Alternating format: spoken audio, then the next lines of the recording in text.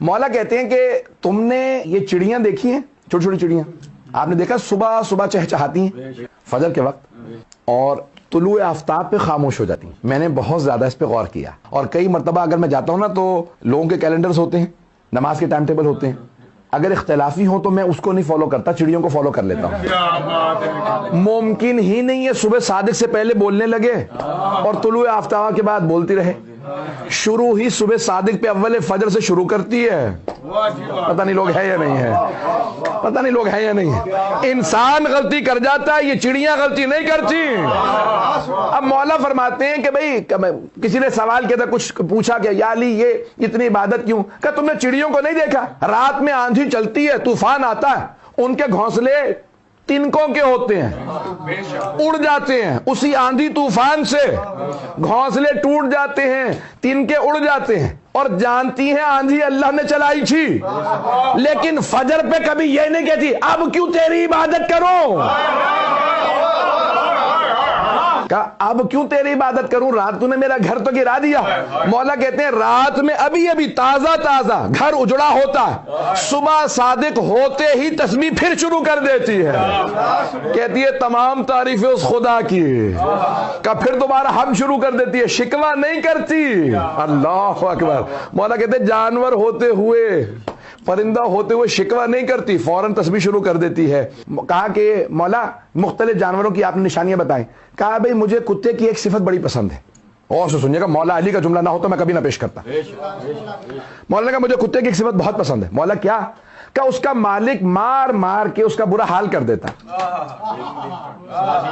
کونے میں بٹھا دے گا مار پیٹ کے، اتنی مار کھا کے انتظار میں رہتا ہے یہ مجھے بلائے گا کب. پتہ نہیں لوگ ہیں یا نہیں، کیونکہ آپ لوگوں نے اصل میں کبھی کتا پالا نہیں ہوگا، پتہ نہیں ہوگا، پتہ نہیں لوگ ہیں یا نہیں. مولا فرماتے ہیں جتنا مرضی مالک مار لے انتظار میں ہوتا ہے یہ بلائے گا کب، اور ایک اشارہ کر دے مالک آ جا تو فوراً آ جاتا ہے، پاؤں میں لوٹنے لگتا. یہ نہیں کہتا ابھی تو نے اتنا مارا تھا. مولا کہتے ہیں اللہ کو وہی بندہ پسند ہے جسے اللہ پریشانی بھیجے شکوہ نہ کرے کہ پروردگارہ تو نے دیا تھا، تو نے لیا.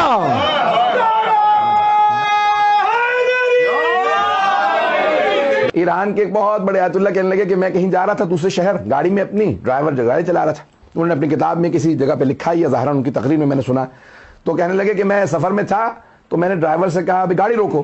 وہ گاڑی روک دی اس نے، وہ فوراً نیچے کہیں آپ نے سبزہ ہریالی ہوتی ہے وہ اتر گئے. کہا کہاں جا رہے ہیں آگا؟ کہا دیکھنے رہے وہ دور ایک چرواہا سمجھتے نا، شیپرڈ، بکریاں چرانے والا، بھیڑ بکریاں چرانے والا چرواہا. تو کہا کہ بھئی یہ چرواہا جو ہے وہ نماز پڑھ رہا ہے، ابھی اذان ہوئی ہے، یہ نماز پڑھ رہا ہے، اس سے ملنا چاہتا ہوں. دوڑتے ہوئے نیچے اترے گئے، پوچھا بھئی یہ ابھی اذان ہوئی ہے تم نے فوراً نماز شروع کر دی، اول وقت نماز کیسے سیکھی؟ دیکھا کہ چرواہا بالکل ان پڑھ ہے، الٹریٹ ہے، لکھنا پڑھنا نہیں، کچھ بھی نہیں جانتا، عالم فاضل نہیں تھا، سادہ سا آدمی، گاؤں کا دیہاتی. کہا یہ میں نے اپنی بکریوں سے سیکھا. توجہ، کہ اپنی بھیڑ بکریوں سے میں نے اول وقت نماز سیکھی ہے. کہا بھیڑ بکریوں سے کیسے سیکھی؟ اذان ابھی ہوئی ہے تم فوراً کھڑے ہو گئے.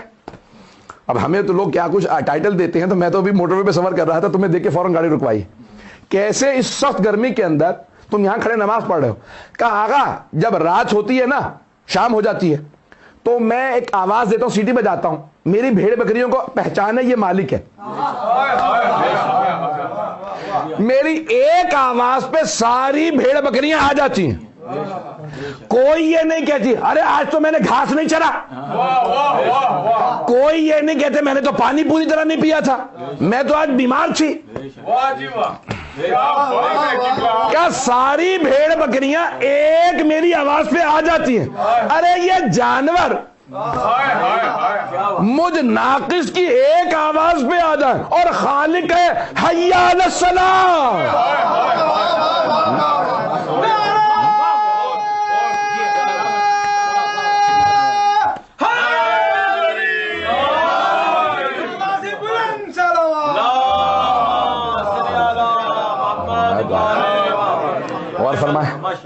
آپ نے غور فرمایا کہ بھئی یہ ایک میری آواز پہ ساری بھیڑ بکریاں آ جاتی ہیں. میری ایک آواز پہ کبھی یہ نہیں ہوا کہ میں جا کے کہوں کسی بکری سے پوچھنا پڑا ہو کیا بات ہے تو آج کیوں نہیں آئی. کسی بھیڑ نے آج تک مجھے تلاش کرنے کی مہلت نہیں دی. کہا یہ اتنے برس سے میں بکریاں چرا رہا ہوں, انہوں نے کبھی نہیں. تو وہ تو پھر خالق ہے. جیسے ہی مجھے مؤذن کی آواز آتی ہے میں کہتا ہوں ارے میری بکریاں میری آواز پہ آ جاتی ہیں, یہ میرے خالق نے مجھے بلایا ہے. میں نے اول وقت اپنے ان بھیڑ بکریوں سے سیکھا ہے. پتہ نہیں لوگ ہیں یا نہیں. جتنے پہلوؤں کو دیکھیں گے آپ کو کچھ جانوروں میں ایسی صفات نظر آئیں گی کہ وہ آپ کو اس عروج پہ پہنچا دیں گے.